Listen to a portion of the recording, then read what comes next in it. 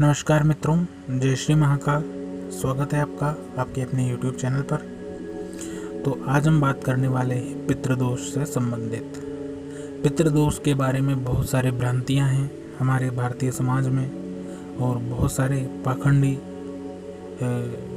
ऐसे साधु संत भी बैठे हुए हैं जो विधिवत करवाते हैं, जो वैदिक हिसाब से करवाते हैं। उनकी बात मैं नहीं कर रहा हूँ। मैं सभी साधु संतों का, सभी समाजजनों का आदर करता हूँ, लेकिन कुछ ऐसे पाखंडी लोग भी बैठे हुए हैं जो मामूली सी बात को पितृदोष बता देते हैं और फिर उन गरीब व्यक्तियों, उन गरीब समाज के लोगों का फ़ायदा उठाते हैं, उनसे कुछ कर्म करवाते हैं और पैसे ऐंठते हैं और चले जाते हैं। इससे उनको कोई लाभ भी नहीं हो पाता है, क्योंकि अगर वास्तविक में पितृदोष है भी तो भी उनका कर्म पूरा नहीं हो पाता है। नमस्कार मित्रों, स्वागत है आपका आपके अपने YouTube चैनल पर। तो आपने अभी तक अगर हमारा चैनल सब्सक्राइब नहीं किया है तो लाल कलर का बटन दबा करके चैनल को सब्सक्राइब कर लें और साथ में बेल आइकन दबा लें, ताकि आपको ऐसे ही वीडियोज़ एंड नोटिफिकेशंस हमेशा अपने मोबाइल पर प्राप्त होते रहें। तो इसी प्रकार इसी पितृदोष के बारे में मैं आपको जानकारी देने वाला हूं, जिसके बारे में बहुत सारी भ्रांतियां हमारे समाज में फैली हुई हैं। इसकी संपूर्ण जानकारी मैं आपको देने वाला हूं। तो अगर आपको भी वाकई में पितृदोष है तो उसके बारे में आप जान सकेंगे। तो चलिए शुरू करते हैं। क्या है पितृदोष? कुंडली के 9वें भाव में सूर्य और राहु की युति होने पर पितृदोष योग बनता है। ज्योतिष शास्त्र के अनुसार सूर्य और राहु जिस भी ग्रह में बैठते हैं उस भाव के सभी फल को नष्ट कर हो जाते हैं। 9वां घर धर्म का होता है, इसे पिता का घर भी कहा जाता है। माना जाता है कि यदि कुंडली का 9वां घर खराब ग्रहों से ग्रसित हो तो यह पूर्वजों की अधूरी इच्छाओं का सूचक है। इसे ही पितृदोष कहा जाता है। तो मित्रों, इस बात को पितृदोष कहा जाता है, इस बात को आप जान लीजिए।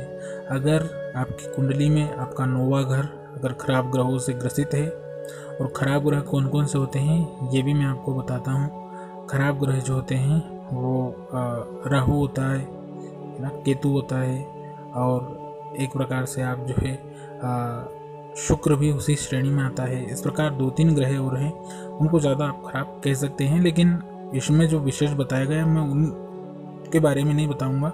इसमें जो विशेष बताया गया है केवल राहु और सूर्य की युति अगर दोनों साथ में हैं तब जो है ये योग बनता है, तब पितृदोष बनता है। पूर्वजों की अधूरी इच्छाओं का सूचक इसको कहा जाता है। अब कारण की अगर हम बात करें तो अगर आपके द्वारा किसी सत्पुरुष, ब्राह्मण या कुलगुरु का अनादर किया गया है तो आप पितृदोष से पीड़ित होते हैं। गोहत्या और पितरों को जल अर्पित न करना भी इस दोष का मुख्य कारण है।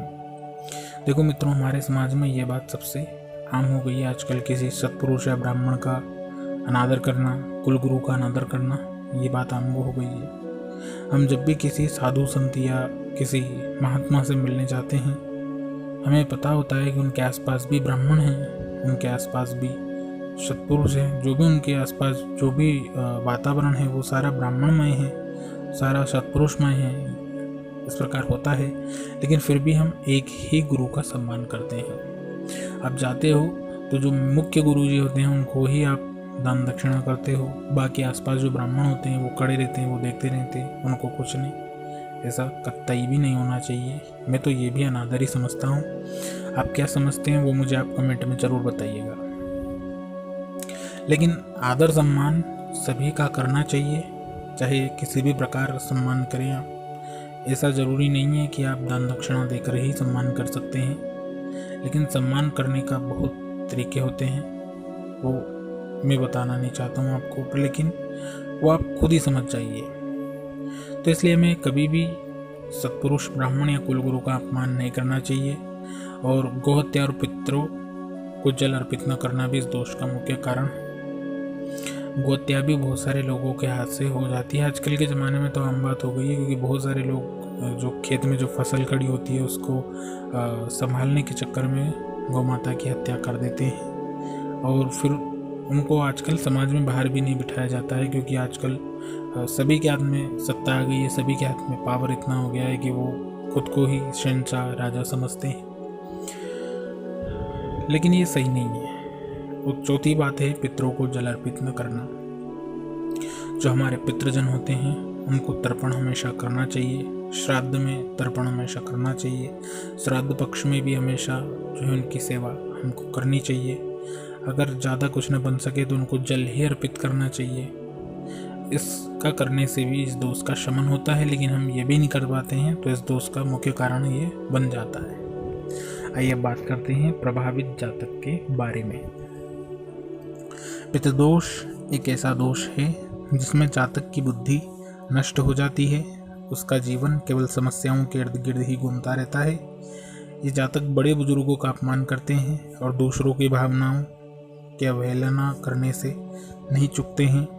इन्हें पैसों की कमी तो रहती है, साथ ही ये अपने निजी जीवन में भी खुश नहीं हो पाते। अधिकतर ये व्यक्ति मानसिक आघात से परेशान रहते हैं। इस दोष से ग्रस्त होने पर जातक अपने परिवारजनों से झगड़ा एवं घर में क्लेश करता है।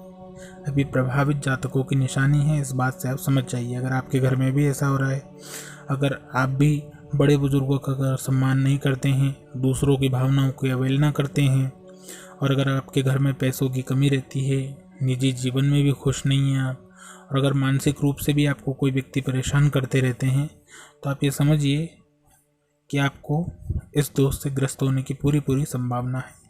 अगर आपका परिवारजनों से झगड़ा और घर में भी हमेशा क्लेश रहता है तो ये दोष आपके कुंडली में या आपके घर में ये दोष हो सकता है।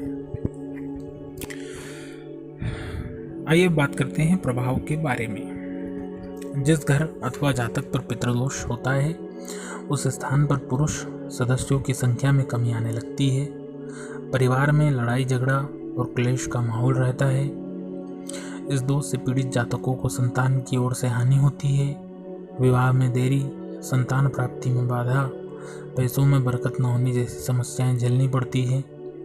ऐसे जातकों के घर की दीवारें हमेशा टूट फूट एवं सीलन रहती है। यहाँ सूर्य की रोशनी कम पड़ती है। शास्त्रों के अनुसार जिस घर में मांस मदिरा का सेवन आदि किया जाता है वहाँ भी पितृदोष के कारण परिवार के सदस्यों को अत्यधिक कष्ट भोगने पड़ते हैं। ये भी इसके प्रभाव होते हैं। अगर आपके घर में पितृदोष है तो ये भी आपको लड़ाई झगड़ा और क्लेश का माहौल, साथ ही संतान की ओर से भी हानि हो सकती है। पैसों में बरकत अगर ना हो रही है, दीवारों में हमेशा टूट फूट या हमेशा जो पानी की जो सीलन रहती है वो सीलन अगर हमेशा आई हुई है, या सूर्य की रोशनी भी कम पड़ रही है, या अगर आपके घर में मांस मदिरा का सेवन किया जा रहा है तो आपको पितृदोष हो सकता है, 100% हो सकता है। अब इसके नुकसान क्या क्या हैं वो भी हम जान लेते हैं। पितृदोष काफ़ी अमंगलकारी दोष है। इसके प्रभाव में किसी भी मनुष्य का जीवन नरक के समान हो जाता है। वह ना तो अपने निजी जीवन में सुख का आनंद ले पाता है, ना ही आर्थिक रूप से सशक्त होने में सक्षम रहता है। इस दोष के प्रभाव में विवाह में देरी, मानसिक पीड़ा, घर में कलह जैसी समस्याएं आती हैं। पितृदोष ऐसा कष्ट है जिसमें मनुष्य हर समय हार का सामना करता है। तो ये नुकसान इससे हमको होते हैं। ये बहुत ही अमंगलकारी दोष है और बहुत ही भयानक। इससे बढ़कर वैसे तो कोई दोष है ही नहीं, मैं तो यही समझता हूँ। लेकिन अगर दोष वास्तविक है तब ही ठीक है। अगर दोष ये नहीं है, अगर कोई और दोष है तो फिर वो एक बात अलग हो गई। ऐसा नहीं है कि मनुष्य हर समय हार का सामना इसी दोष के कारण करना पड़े, ये ज़रूरी नहीं है। क्योंकि किसी जातक की या किसी व्यक्ति की बुद्धि के अनुसार भी उसको बहुत सारे कर्मों का फल भोगना पड़ता है। अगर आप कर्म ही बुरे करेंगे तो फल आपको अच्छा मिलने की संभावना कहाँ से होगी। लेकिन अगर आप कर्म अच्छा कर रहे हैं उसके बावजूद आपको हर समय हार का सामना करना पड़ रहा है, या विवाह में देरी, या मानसिक पीड़ा, घर में कलह, अगर ऐसी बहुत सारी समस्याओं से आप पीड़ित हैं तो फिर आपको पितृदोष हो सकता है। लेकिन जो कर्महीन मनुष्य है उसके बारे में आप ये सारी चीज़ें कुछ भी नहीं कह सकते। जो मदिरा का सेवन करता है, जो मांस आदि का सेवन करता है, उसके बारे में आप कैसे कह सकते हैं? क्योंकि उसके जीवन में तो वैसे ही व्याभिचार, उसके जीवन में तो वैसे ही तामसिक शक्तियाँ जो है उसको आश्रित कर रही हैं, उसको बुला रही हैं, तो फिर वो कैसे सुखी रहेगा? वो बहुत सारे सुखी रहते हैं तो वो उनके पुण्य या पूर्व जन्मों के पुण्यों का प्रभाव जो है रहता है, या इसी जन्मों के पुण्यों का प्रभाव भी कुछ रहता है, तो उसके कारण वो कुछ समय तक खुश या अच्छे रह सकते हैं। लेकिन उसके पश्चात जैसे ही उनके पुण्यों का कोटा खाली हो जाएगा उनको वही कष्ट भोगने पड़ेंगे जो नरक में जो यातनाएं भोगनी पड़ती हैं, उसी प्रकार। आइए मैं इस वीडियो को लंबा नहीं करना चाहूँगा, अब उपाय के बारे में हम बात कर लेते हैं फटाफट से। तो अगर आपको पितृदोष की समस्या है या अगर आपको पितृदोष है तो क्या क्या उपाय करें, ये उपाय आज आप जान लीजिए। इस दोष से निवारण हेतु घर की दक्षिण दिशा, ध्यान से सुनिए, घर की जो दक्षिण दिशा है उसकी दीवार पर अपने किसी स्वर्गीय परिवारजन की तस्वीर लगाने से लाभ होगा। अगर आपके घर में दक्षिण दिशा में अगर आपके जो स्वर्गीय परिवारजन है कोई भी, उनकी तस्वीर लगाइए तो इससे बहुत लाभ होगा। इस तस्वीर पर नियमित हार चढ़ाएं, इसकी पूजा करें। पूर्वजों और बड़े बूढ़ों के आशीर्वाद से बड़ी विपत्ति भी टल जाती है। ऐसा वेद शास्त्रों ही नहीं, ऐसा पुराणों में भी ऐसा कहा गया है। तो इसलिए जो हम भगवान की फ़ोटो लगाते हैं वैसे ही दक्षिण दिशा में जो है अपने किसी स्वर्गीय परिवारजन की जो है तस्वीर लगाएं और उस पर नियमित रूप से हार फूल चढ़ाएं, साथ ही उसकी नियमित रूप से पूजा करें, जल का छींटा दें, तिलक लगाएं, वहाँ पे अगरबत्ती लगाएं, जो भी आप कर सकें वो करें। वैसे अगरबत्ती अच्छी नहीं होती है, ये हम सभी जानते हैं, लेकिन अगरबत्ती कुछ कंपनियों या कुछ स्वदेशी अगरबत्तियाँ ऐसी होती हैं जिनसे ऐसी नेगेटिव एनर्जी या उनसे जो बांस नहीं रहता है, वो भी अगरबत्तियाँ ऐसी आजकल मार्केट में उपलब्ध हैं। अगर आप वो यूज़ करें तो भी बेटर है, नहीं तो आप धूप बत्ती का प्रयोग करें। और धूप बत्ती भी जान करके प्रयोग करें, क्योंकि धूप बत्ती में भी लकड़ी का, बांस का या बहुत सारी ऐसी चीज़ों का बुरादा आता है जिनको जलाना नहीं चाहिए। इसके बारे में भी अगर आपको डेडिकेटेड वीडियो चाहिए तो आप मुझे कमेंट करके ज़रूर पूछें, तो इसके बारे में आपको मैं वीडियो बताऊंगा। अगर आपको अच्छी वाली अगरबत्ती या धूप बत्ती चाहिए तो भी आप मुझे कमेंट में पूछ सकते हैं, तो वो भी मैं आपको स्वदेशी उपलब्ध करवा सकता हूँ। यदि परिवार में किसी सदस्य की मृत्यु हो चुकी है, उपाय के बारे में बात कर रहे हैं, यदि परिवार में किसी सदस्य की मृत्यु हो चुकी है तो उनकी निर्वाण तिथि पर ब्राह्मण अथवा किसी गरीब को भोजन कराएं, अथवा भोजन में मृतात्मा की पसंद का कम से कम कोई एक व्यंजन अवश्य ही बनाएं। अब यहाँ पे बात हो रही है परिवारजन की मृत्यु हो चुकी है तो उनकी निर्वाण तिथि, अर्थात निर्वाण तिथि का मतलब है वो तारीख की बात नहीं है। तारीख जो होती है वो अंग्रेजी कैलेंडर के हिसाब से होती है। जैसे हम मान के चलते हैं कि किसी की मृत्यु